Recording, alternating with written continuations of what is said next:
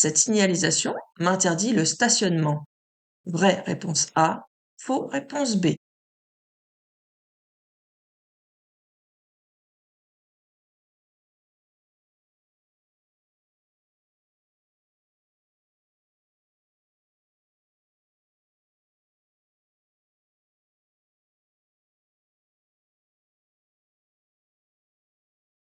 Alors, quand il n'y a qu'un trait rouge, ça veut dire stationnement interdit, mais arrêt autorisé. Mais on a un panonceau qui nous dit que c'est pour les transports de marchandises.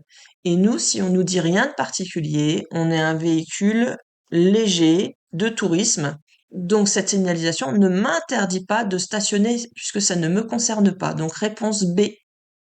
Ces balises d'intersection m'annoncent une priorité à droite. Vraie réponse A, faux réponse B.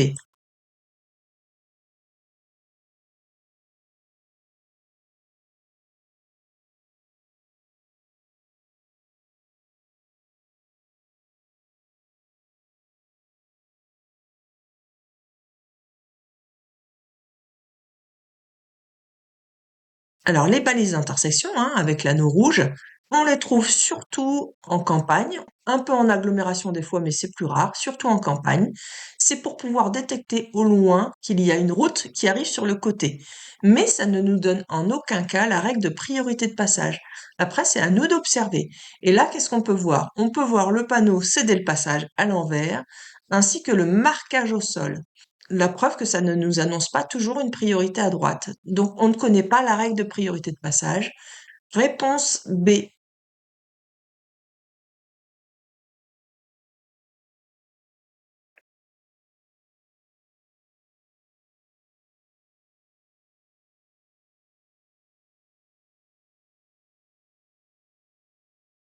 En cas de croisement difficile avec un autre véhicule, c'est à cette voiture de faciliter le passage en s'arrêtant si besoin. Oui, réponse A. Non, réponse B.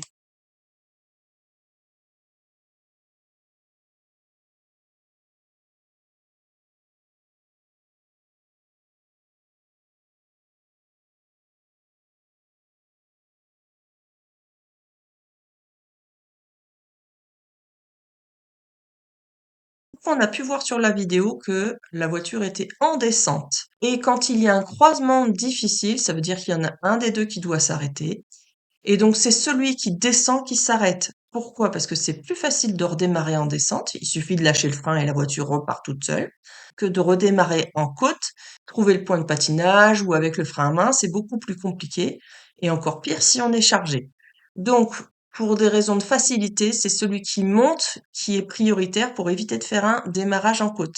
Ce qui fait que, est-ce que c'est à cette voiture de faciliter le passage en s'arrêtant si besoin? Oui, réponse A. Cette voiture me fait des appels lumineux. Je ralentis. Oui, réponse A. Non, réponse B.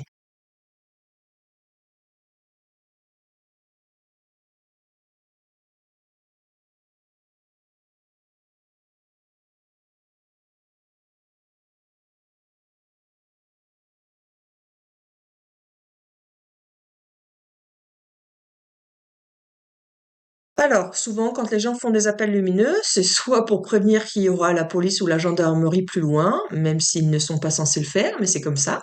Bon, là, on regarde notre limitation de vitesse, vous voyez qu'on est à 79 km/h. Ici, on doit rouler à 80 km/h parce que nous sommes en campagne. Donc, je respecte ma limitation de vitesse. Donc, je pourrais me dire que je n'ai pas à ralentir. Mais peut-être qu'il me fait un appel de phare pour me dire qu'il y a peut-être un accident ou un danger un peu plus loin, on ne sait pas, ou un obstacle qui se trouve sur la route. Donc, par sécurité, comme je ne sais pas ce qu'il voulait me dire, je vais ralentir. Réponse A. Je désire tourner à gauche. Le marquage au sol me l'autorise. Oui, réponse A. Non, réponse B.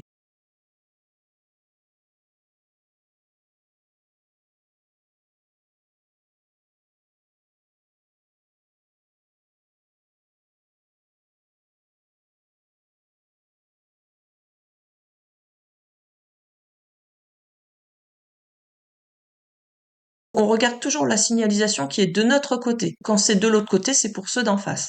De notre côté, on a une ligne continue ici, et puis là. Mais entre les deux, on a des pointillés.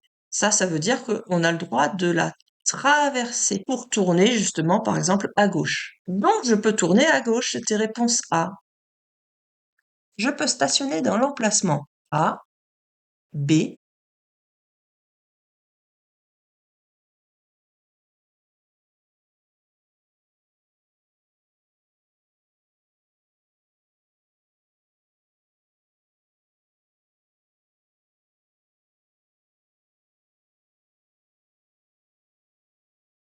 Alors, on peut remarquer qu'il y a 3 places de stationnement. La place B, on voit que c'est une place réservée pour les handicapés.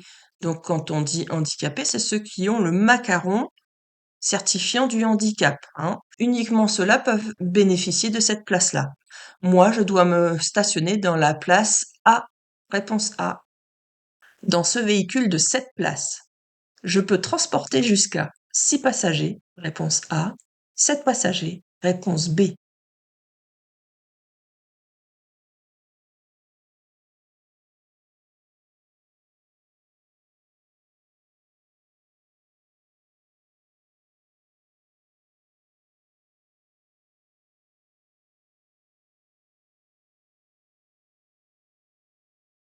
Donc, quand vous avez sur la carte grise le nombre de places, en fait, c'est le nombre de personnes qu'on autorise dans la voiture. Donc, le nombre de personnes, ça comprend quoi? Le conducteur, mais aussi ses passagers. Donc, forcément, il y a le conducteur à enlever dans les 7 places. Donc, j'ai le droit à 6 passagers. Réponse A. Je peux dépasser ce cycliste. Oui, réponse A. Non, réponse B.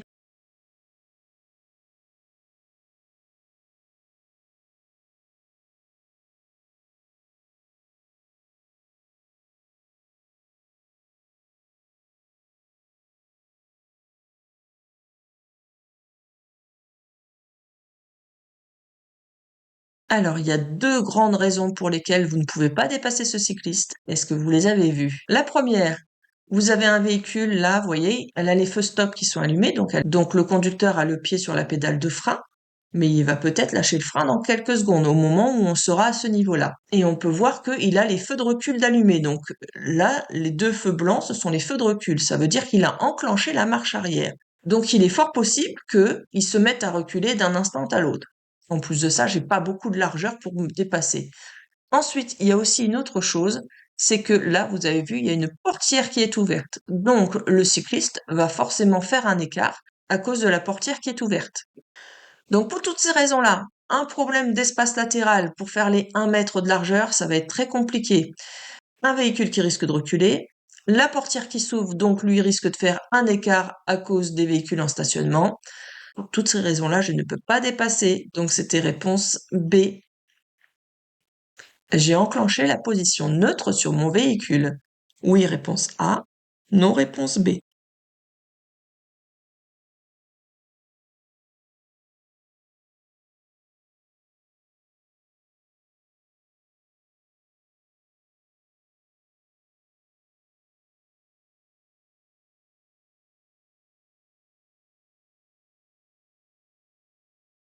Donc là, c'est la position parking. Ça, c'est pour reculer. C'est la position neutre. Et là, c'est le D comme départ ou démarrer. Donc c'est pour avancer. Donc moi, N, je suis bien en position neutre. Ça veut dire qu'il n'y a pas de vitesse. Donc c'était réponse A. Chaque verre servi dans un bar est dosé. Oui, réponse A. Non, réponse B. Chaque verre contient environ 10 grammes d'alcool pur. Oui, réponse C. Non, réponse D.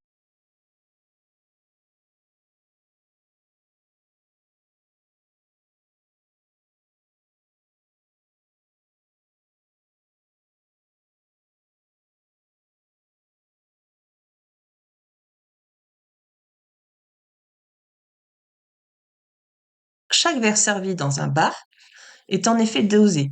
Chaque verre là, à chaque fois, ça correspond à 10 grammes d'alcool pur dans chaque verre.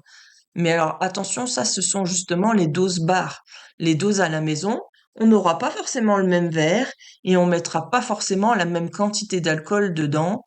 Souvent, on en met même un peu plus qu'une dose barre qui est bien quantifiée. Donc à la maison, un verre, ça représentera souvent un peu plus que 10 grammes d'alcool. Donc il faut faire attention à ça.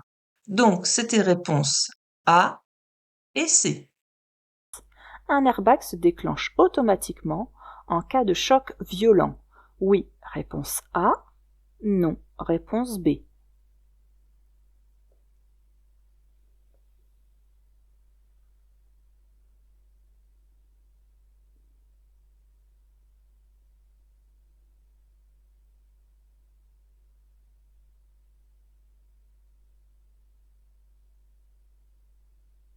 Alors, un airbag, c'est aussi appelé coussin gonflable, c'est un amortisseur de choc. Donc, il se déclenche automatiquement et même quasiment instantanément en cas de choc violent, mais c'est automatique. Sur les voitures récentes, il est courant d'en trouver plusieurs. Au niveau du volant, au niveau du passager, donc au volant comme ici, au niveau du passager. Et si on observe bien aussi, il peut y en avoir en latéral, sur le côté. Mais ça se déclenche automatiquement. Et petite précision, c'est important de mettre aussi votre ceinture. C'est pas l'airbag qui va vous empêcher d'être projeté. Donc, réponse A. Je peux circuler avec les feux de position seuls, réponse A. Les feux de croisement, réponse B. Les feux de route, réponse C.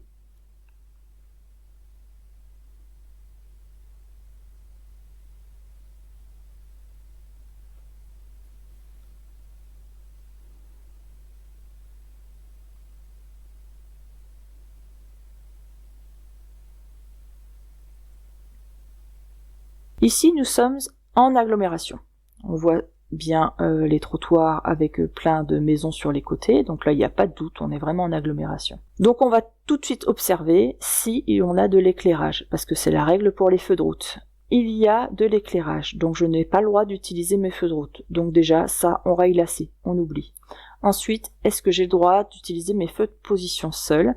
Eh bien oui, c'est une des situations, c'est la seule situation d'ailleurs, où on a le droit d'utiliser les feux de position, c'est en agglomération éclairée, et là c'est le cas.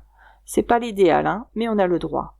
Est-ce que je peux circuler en feu de croisement? Eh bien oui aussi, donc là c'était réponse A et B.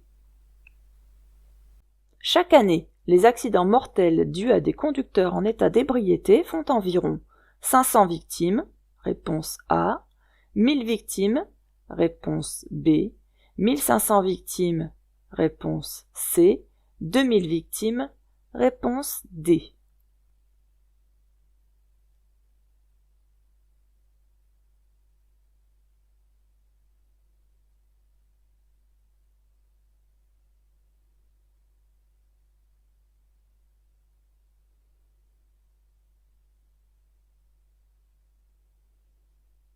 Alors ça, c'est à apprendre par cœur, hein. Il faut savoir que l'alcool, c'est à peu près, tous les ans, hein, c'est à peu près 30% des accidents. Ça, je vous conseille de le noter, hein, si vous le savez pas trop. 30% des accidents. Et donc, ça fait à peu près tous les ans 1000 victimes, 1000 décès. Donc là, c'était réponse B. Circulant à 100 km/h, mon angle de vision est de 30 degrés, réponse A, 45 degrés, réponse B, 75 degrés, réponse C, 100 degrés, réponse D.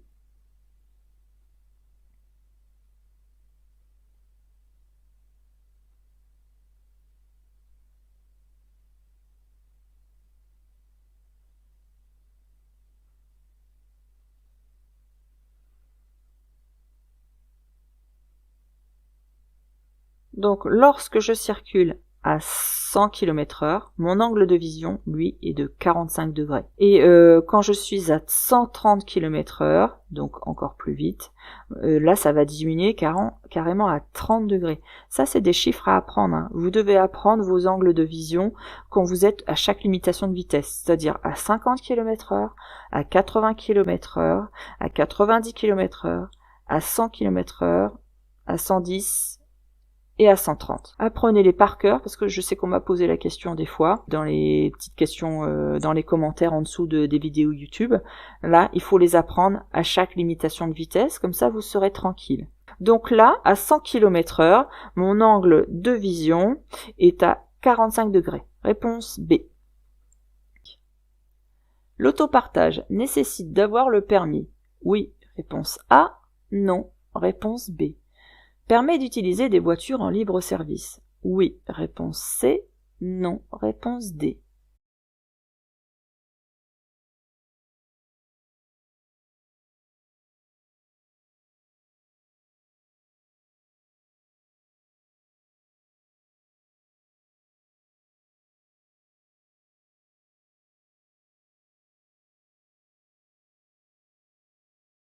Alors l'autopartage, qui se développe pas mal d'ailleurs dans les grandes villes, moyennant un abonnement d'ailleurs, vous devez prendre un abonnement, vous pouvez disposer d'un véhicule en libre service, d'accord, pour des petits trajets.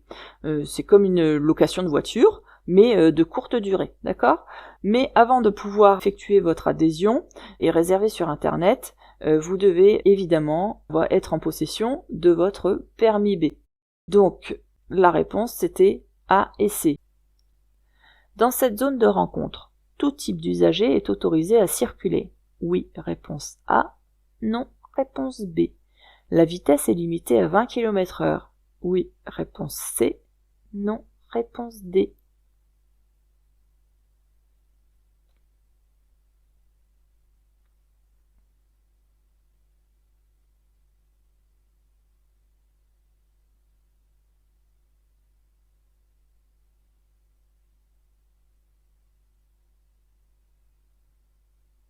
Donc dans une zone de rencontre, sauf s'il y a un autre panneau qui nous l'interdit, mais tout type de véhicules peuvent circuler. Alors à quoi sert cette zone de rencontre? On laisse la priorité aux piétons, aux cyclistes, à tous les usagers fragiles. Donc on peut rencontrer des piétons qui ne sont pas obligés d'utiliser le trottoir, et on peut rencontrer aussi des cyclistes qui circulent à contresens de circulation. C'est à moi d'être plus vigilant en voiture envers eux. C'est pourquoi la limitation de vitesse, elle est limitée à 20 km/h.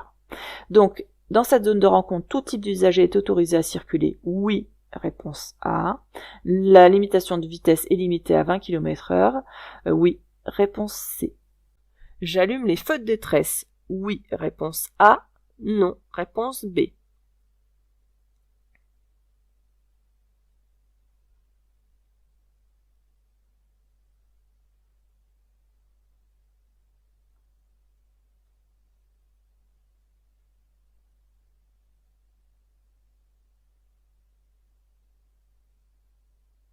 Lorsqu'il y a un bouchon comme celui-ci, on allume les feux de détresse pour prévenir ceux de derrière qu'on circule soit à l'allure lente, soit qu'on est arrêté.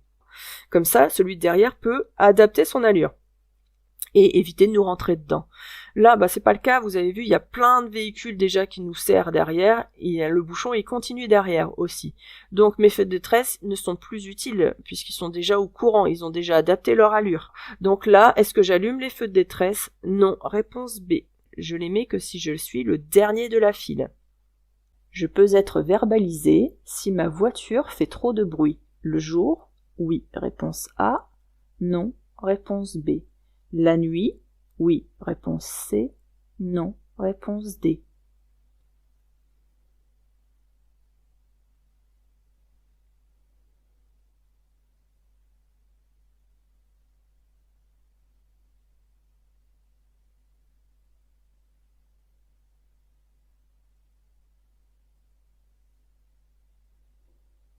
De jour comme de nuit, je peux être verbalisé si ma voiture fait trop de bruit. Pour n'importe quelle raison, échappement défectueux, ou un échappement qui répond pas aux normes aussi, il y en a qui s'amusent à mettre des échappements qui font plus de bruit. Même s'il est homologué et qui fait trop de bruit, ça ne passera pas. Donc réponse A, C. Je dois faciliter l'insertion de cette voiture. Oui, réponse A. Non, réponse B. Je change de voie. Oui, réponse C. Non, réponse D.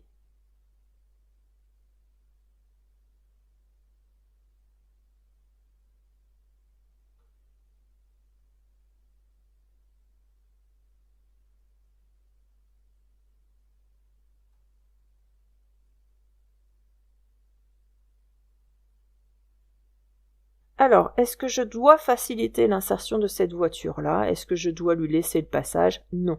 N'oubliez pas, je remplace ce mot-là, là. Je dois par je suis obligé de. Elle n'est pas prioritaire, elle est sur la bande d'arrêt d'urgence. Donc vous avez vu, elle a mis son clignotant à gauche, mais je n'ai pas à la laisser passer, je n'ai pas d'obligation par rapport à ça. Ensuite, est-ce que je change de voie?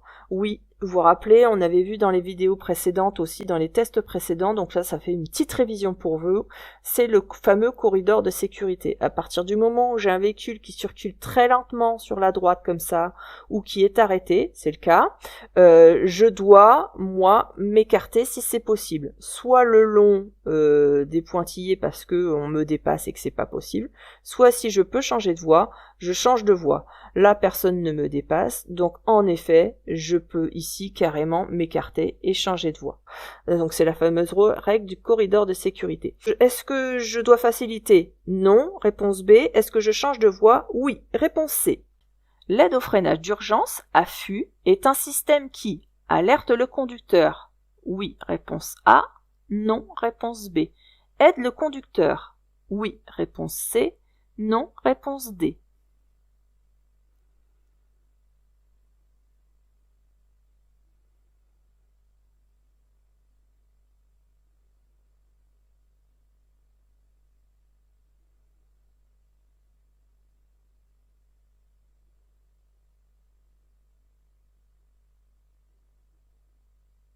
Alors, qu'est-ce que c'est que l'AFU? C'est l'aide au freinage d'urgence. Attention, parce que des fois, vous n'aurez que AFU décrit, d'accord? Donc, aide au freinage d'urgence. Ça veut dire quoi? Ça veut dire que si je freine fort, par exemple, très fort, l'AFU va se déclencher. Il estime que c'est un freinage d'urgence, donc lui, il va faire un freinage optimum. Qu'est-ce que ça veut dire, freinage optimum? Ça veut dire le meilleur de tous les freinages. Pourquoi? Parce que soit vous allez vous freiner trop fort et bloquer les roues, donc s'il y a l'ABS, tant mieux, voilà. Ou alors vous n'oserez pas trop freiner, souvent c'est ce qui se passe, et du coup le freinage il est pas si efficace que ça, ok? Donc ça permet donc de freiner au maximum, mais c'est toujours couplé avec l'ABS. Je vous le précise parce qu'il y a beaucoup de questions là-dessus aussi. L'affût est toujours couplé à l'ABS pour éviter le blocage des roues. Donc ça freine au maximum, mais ça ne bloquera pas les roues parce qu'il y a l'ABS aussi avec. Voilà. Donc c'est pas fait pour alerter le conducteur, c'est fait pour l'aider dans son freinage. Donc là, c'est réponse B et C. Mon temps de réaction peut être nul si je suis très concentré sur ma conduite. Oui, réponse A. Non, réponse B.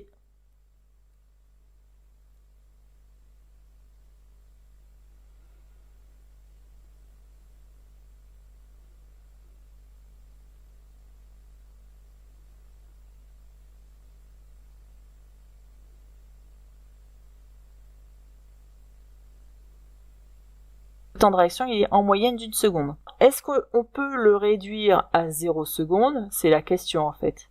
Non, c'est pas possible. Vous avez vu d'ailleurs les grands sportifs qui font de l'athlétisme là, qui sont sur les starting blocks. Dès que le coup de pétard est lancé, si vous réagissez en dessous de 20 centièmes de seconde, ils considèrent que vous êtes parti avant le coup de feu et que vous avez triché. Donc c'est un faux départ. Donc pour vous dire que c'est pas possible de descendre à 0 seconde, tout simplement. Donc là c'était réponse B. Question 38. Lors du remplissage du réservoir d'essence de mon véhicule, je coupe le moteur. Oui, réponse A. Non, réponse B.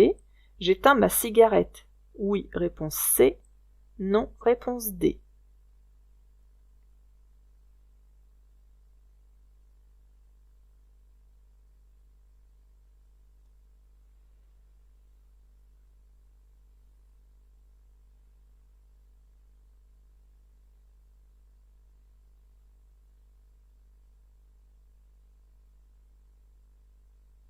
Alors, il est absolument nécessaire vraiment de respecter toutes les précautions de sécurité quand vous remplissez votre réservoir d'essence. Il faut absolument couper le moteur et ne pas fumer quand vous êtes à proximité du pistolet parce qu'il y a des émanations et il pourrait y avoir des risques d'explosion. Donc là, c'était réponse A et C. Après avoir consommé 5 verres d'alcool avant de partir, je m'auto-évalue par un éthylotest, réponse A. Je bois de l'eau en grande quantité, réponse B. Je bois du café en grande quantité, réponse C.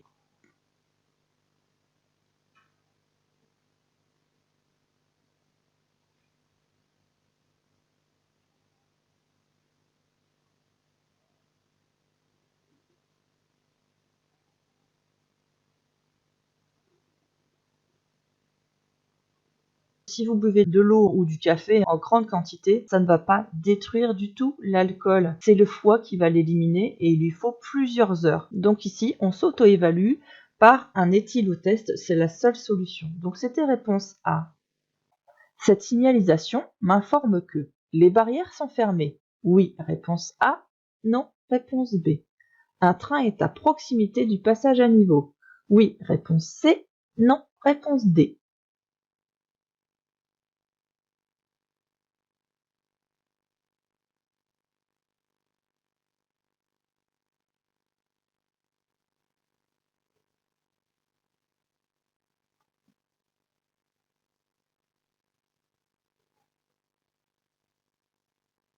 Donc ça, c'est un panneau lumineux. Alors ici, vous voyez, il est allumé, sinon tout serait bien noir. Mais on n'aurait pas la possibilité de lire ce qu'il y a sur le panneau. Donc comme il est allumé, et c'est en plus écrit, ça veut dire que là, les barrières sont fermées. Donc il y a un train qui est à proximité du passage à niveau. Alors cette signalisation m'informe que les barrières sont fermées. Oui, réponse A. Et qu'un train est à proximité du passage à niveau. Oui aussi, réponse A et C. Les cyclistes peuvent circuler en sens inverse. Oui, réponse A. Non, réponse B. Dans ce sens. Oui, réponse C. Non, réponse D.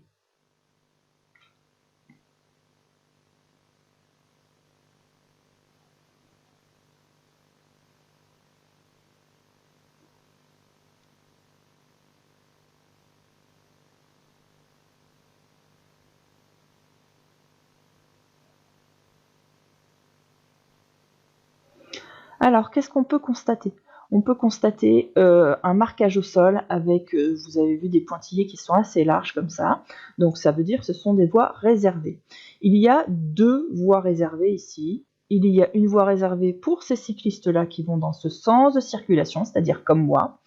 Et il y a une voie réservée pour les cyclistes qui viennent d'en face et qui seront en contresens par rapport à moi. C'est-à-dire qui remontent la rue en sens unique, qui est pour moi en sens unique, d'accord? Donc là, ils peuvent bien circuler dans les 2 sens de circulation. Donc c'était réponse A et C. En utilisant le GPS, il est possible de réduire la distance parcourue. Oui, réponse A. Non, réponse B. De réduire le temps de parcours. Oui, réponse C. Non, réponse D.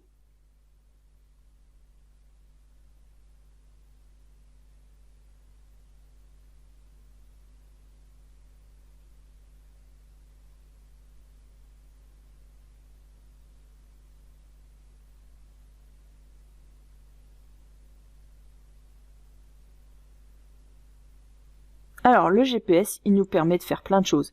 Il nous permet de choisir le trajet le plus rapide.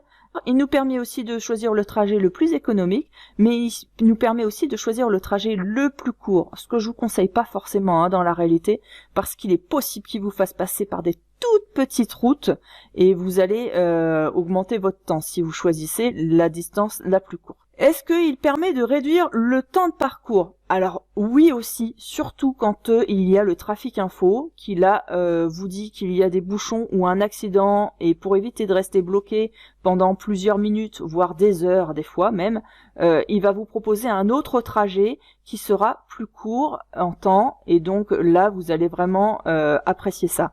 Donc là c'était réponse A et C. Je prête davantage attention au côté droit, réponse A, au côté gauche, réponse B.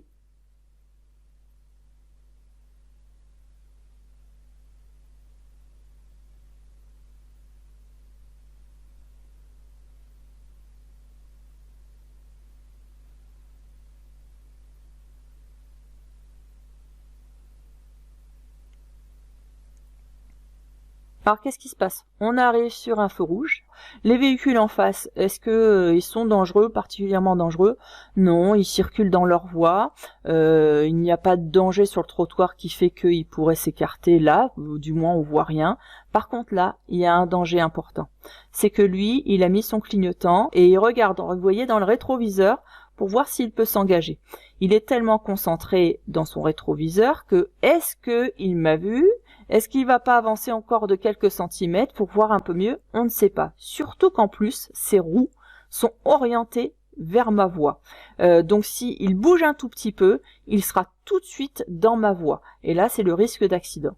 Donc là, je prête davantage attention au côté droit.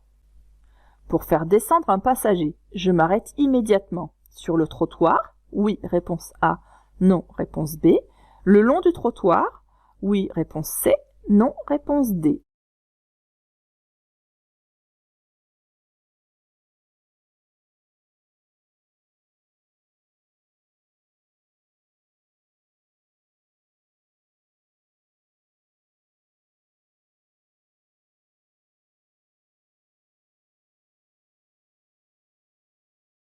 Donc, nous sommes en agglomération. Et la règle en agglomération, elle nous dit que c'est interdit de stationner sur les trottoirs, sauf si on a un panneau ou un marquage au sol qui nous l'autorise. Là, c'est pas le cas, donc je n'ai pas le droit d'utiliser le trottoir. Est-ce que je peux stationner le long du trottoir? Normalement, c'est ce qui se passe en agglomération. On peut stationner le long d'un trottoir, sauf à proximité d'un virage, d'une intersection. Il y en a plein d'autres. À vous de chercher sur votre livre de code si vous ne savez pas toutes les conditions. Je vous invite à réviser ça, ça vous évitera de vous faire avoir. Mais là, vous avez vu, on est à proximité d'un virage. Donc on ne peut pas, parce que si je m'arrête ici, le véhicule qui va être derrière moi va être obligé de se retrouver en contresens alors qu'on n'a pas de visibilité en face. Donc c'est pour ça que c'est interdit à proximité d'un virage. Donc là, pour descendre un passager, est-ce que je m'arrête immédiatement sur le trottoir? Non, c'est interdit. Réponse B. Le long du trottoir? Non plus, puisque je suis à proximité d'un virage. Donc réponse B et D. Je cède le passage à droite. Oui, réponse A. Non, réponse B.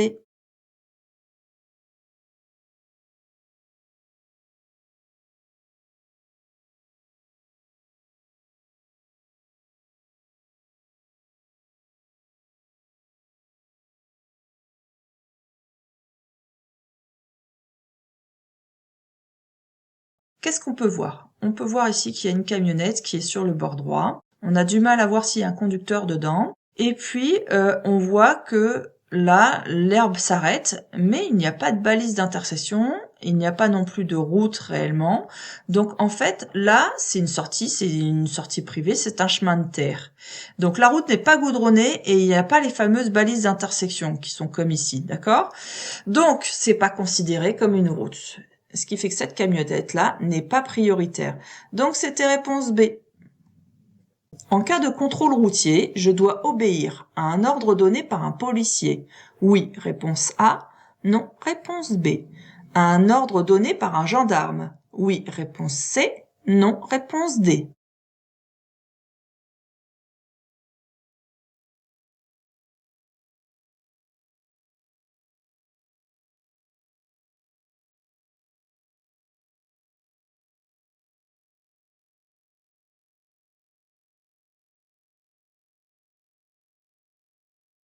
Je dois toujours obéir à un ordre donné par un agent des forces de l'ordre. Les forces de l'ordre, ça peut être la gendarmerie, un gardien de la paix, la police nationale, la police municipale. Donc je dois obéir à tous ces agents-là. Donc dans le cas contraire, je vais commettre un refus d'obtempérer. Donc est-ce que je dois obéir à un policier? Oui. À un gendarme? Oui aussi. Donc c'était réponse A et C. La réglementation autorise le dépassement d'un chargement de plus de 1 mètre à l'avant. Oui, réponse A. Non, réponse B. De plus de 3 mètres à l'arrière. Oui, réponse C. Non, réponse D.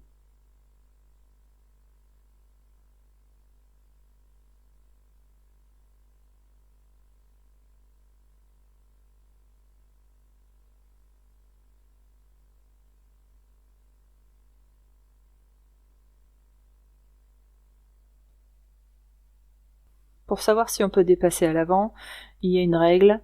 Il est strictement interdit de dépasser l'avant d'une voiture. D'accord? Donc là, vous voyez, le kayak, il respecte, il ne dépasse pas le devant du pare-choc. À l'arrière, on a le droit jusqu'à 3 mètres au maximum. Donc on peut dépasser jusqu'à 3 mètres.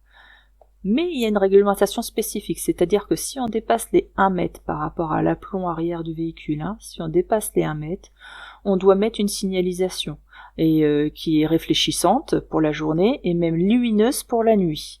D'accord? Donc entre les 1 mètre et 3 mètres, on doit avoir mis un dispositif particulier. Donc là, la réglementation autorise le dépassement d'un chargement de plus de 1 mètre à l'avant, non, réponse B. De plus de 3 mètres à l'arrière, non plus, c'est le maximum autorisé, donc réponse D. Lorsque j'installe un enfant, je vérifie l'ajustement du harnais de sécurité, oui, réponse A, non, réponse B. L'ajustement de la ceinture de sécurité, oui, réponse C, non, réponse D.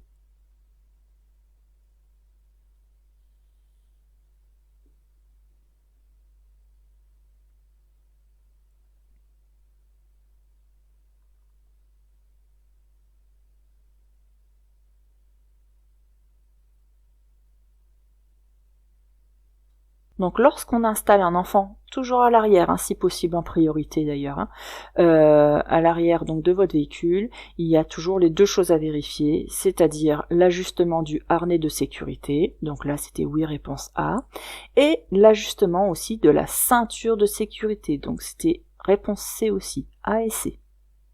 Le soleil peut m'éblouir pendant plusieurs secondes. Oui, réponse A, non, réponse B. Je détourne rapidement mon regard du soleil. Oui, réponse C. Non, réponse D.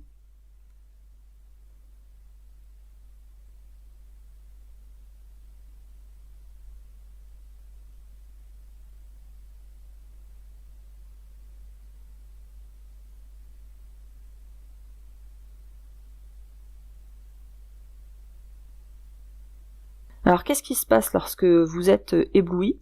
Eh ben, l'iris de votre œil, il se referme naturellement, il se rétrécit. Mais ça met plusieurs secondes, c'est pas instantané. Donc je peux être ébloui pendant plusieurs secondes. Donc la meilleure solution, ça consiste à détourner rapidement mon regard du soleil. Donc réponse A et C. Je transporte des enfants uniquement à l'arrière de ma voiture. J'active la sécurité enfant de la portière arrière droite. Réponse A. J'active la sécurité enfant de la portière arrière gauche. Réponse B. Je désactive l'airbag passager. Réponse C.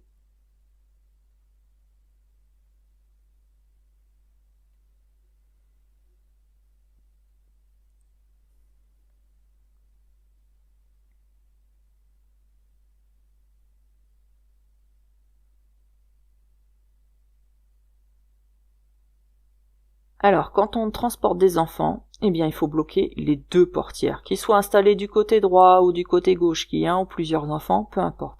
Parce qu'un enfant peut très bien se pencher, ouvrir la portière, enlever sa ceinture pendant que vous conduisez, et là, vous pouvez rien faire, et ouvrir la portière. Donc, par sécurité, il faut mettre la sécurité sur les deux portières, les sécurités enfants. Est-ce que je désactive l'airbag passager? Non, non, non, il faut le maintenir parce que ça va éviter, là, si la voiture est ballottée dans tous les sens ou qu'il y a un choc latéral, l'enfant va être projeté sur un côté, et donc pour éviter de taper le montant qui est ici, là il va y avoir un airbag qui va se gonfler, et donc l'enfant va arriver sur un coussin d'air et pas sur le montant, d'accord? Donc ça va lui protéger et ça va éviter une fracture du crâne, par exemple. Dans quel cas on doit désactiver l'airbag? C'est quand on met un enfant dos à la route, à l'avant. Donc là, je ne désactive pas l'airbag passager. Donc c'était réponse A et B. En appuyant sur ce bouton de dégivrage, je pourrais faire disparaître la buée.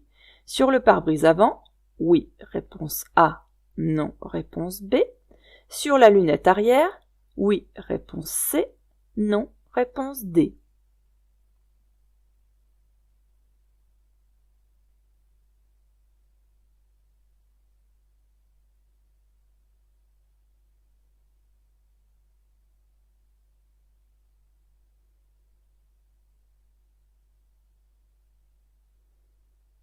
Ce bouton-là nous indique le dégivrage avant. Vous voyez, la forme c'est évasé.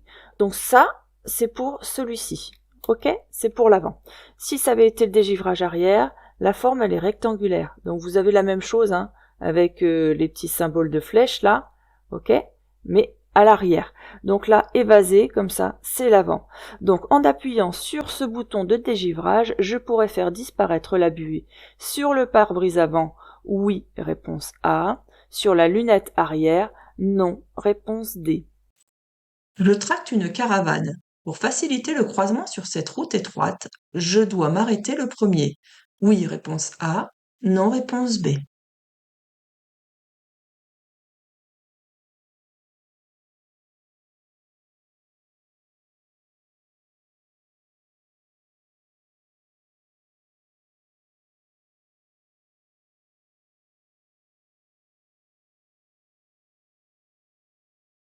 Il y a une règle du code de la route qui dit que, et ça si vous le savez pas, vous le notez et vous l'apprenez par cœur, lorsqu'il y a un croisement difficile, ce sont les véhicules encombrants, donc de plus de 2 mètres de large ou de plus de 7 mètres de long, qui doivent réduire leur vitesse et si besoin se serrer et s'arrêter pour laisser passer les plus petits. Mais attention, quand vous êtes en agglomération, ça ne concerne pas les transports en commun. En agglomération, il faut leur faciliter le passage aux transports en commun. Donc là, est-ce que je dois m'arrêter le premier? Oui, réponse A.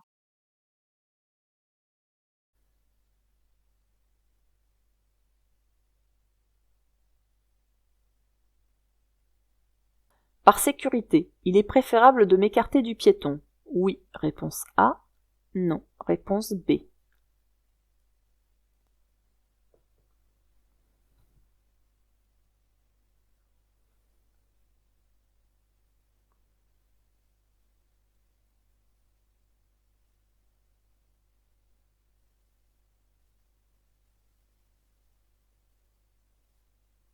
Alors là, vous avez vu, il y a un piéton qui est arrivé sur la droite. Alors la question c'est est-ce que je peux m'écarter du piéton pour des raisons de sécurité?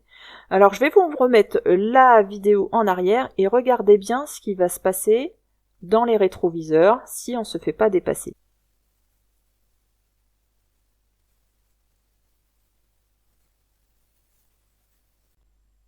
Alors là, je pense que vous avez vu, dans le rétroviseur, il y a eu un motard qui est arrivé. Donc là, le motard, il est certainement dans mon angle mort, il est sur ma gauche. Alors si je m'écarte pour éviter le risque avec lui, je vais certainement percuter le motard qui est sur ma gauche. Donc est-ce qu'il est préférable de m'écarter du piéton? Non, il faut pas s'écarter du piéton. Donc là, c'était réponse B. C'était le petit piège, il fallait bien regarder dans les rétroviseurs. Stationner en marche avant est plus facile à manœuvrer? Oui, réponse A. Non, réponse B. Augmente le danger en repartant? Oui, réponse C. Non, réponse D.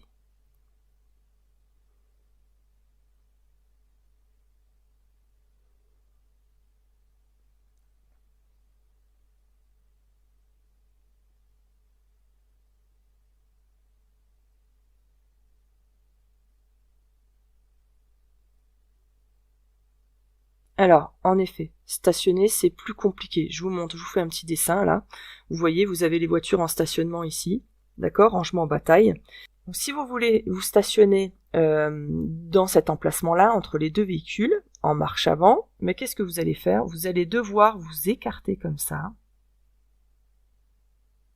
pour ensuite vous garer. Ou alors sinon, si vous allez faire trop court pour pas empiéter la voie qui est en face, si vous faites trop court, le derrière, là, votre voiture, elle va taper. C'est pas possible. Alors vous serez obligé d'avancer, de reculer, avancer, reculer, et là, vous serez bien gêné. Donc, quand vous êtes en marche avant, il va falloir faire ça, et encore. Des fois, il va falloir le refaire en plusieurs fois. Parce que vous avez un angle de braquage qui est moins important en marche avant qu'en marche arrière. L'idéal, c'est de y aller en marche arrière, c'est-à-dire que vous avancez comme ça. Voilà, vous avez votre véhicule qui est là, avec le devant de votre véhicule, et puis vous allez reculer en marche arrière, comme ça. Ok, et vous vous retrouvez comme ces deux voitures en stationnement. D'accord? Il y a un intérêt de se garer comme ça, en marche arrière et pas en marche avant. C'est que quand vous allez ressortir, je vous mets la diapo suivante, et vous ne serez pas dans cette situation-là. C'est-à-dire que quand vous allez ressortir, vous allez avoir une bonne visibilité, le fait de vous garer en marche arrière. Là, cette voiture-là, elle s'est garée en marche avant. Et vous avez vu, elle est obligée de faire reculer déjà au moins la moitié de sa voiture. On voit bien toute cette zone-là, d'accord? Elle est sur la route, là, déjà. On ne voit même pas la personne qui est au volant, ce qui veut dire que elle ne nous voit pas non plus arriver. Donc elle a déjà ressorti la moitié de sa voiture, elle ne sait pas encore si elle peut s'engager. Donc elle a pris des risques. Donc c'est plus dangereux en effet de se garer en marche avant. Donc stationner en marche avant est plus facile à manœuvrer? Non, pas du tout. Donc là c'était réponse B. Est-ce que ça augmente le danger en repartant? Oui, réponse C. Les effets de l'alcool se font sentir. D0,2 g par litre. Réponse A. D0,5 g par litre. Réponse B. D0,8 g par litre. Réponse C.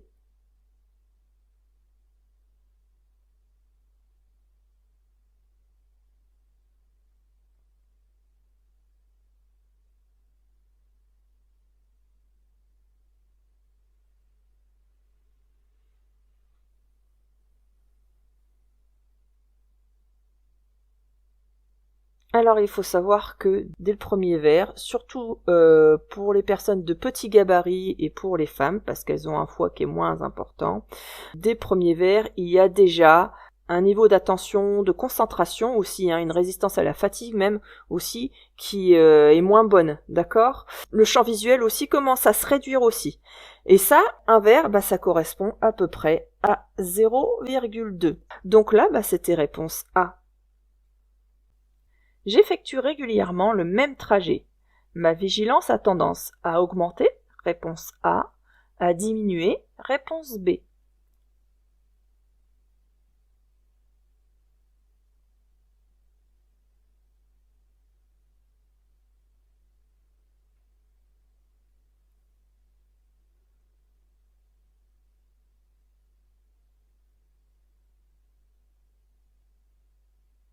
Alors c'est vrai que quand on fait régulièrement les mêmes trajets, la vigilance, l'attention a tendance à diminuer. Il y en a même certains, je pense que vous en connaissez autour de vous à qui c'est arrivé, qui même un week-end, ont pris le trajet par exemple pour aller au travail. Et on roule un petit peu en pilote automatique. Certains, même quand ils font régulièrement les mêmes trajets et qui sont concentrés sur autre chose, du coup, ne se rappellent même plus s'ils ont passé le feu au vert ou pas. Donc il faut faire très attention quand on fait des trajets réguliers comme ça. Donc c'était réponse B, la vigilance a tendance à diminuer.